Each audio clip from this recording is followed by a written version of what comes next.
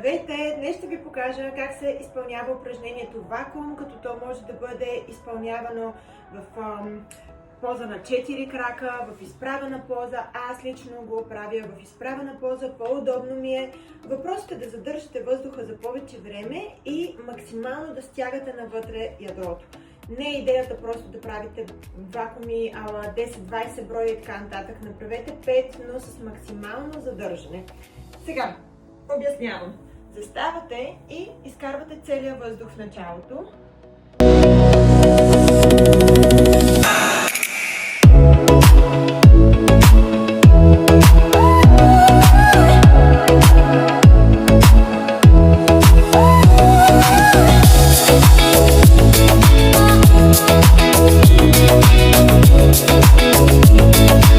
Изпълнявайте упражнението всеки ден, сутрин на гладно, за да не ви се догади и повярвайте ми, ще има резултат. Масажира вътрешните органи, той идва от йогата.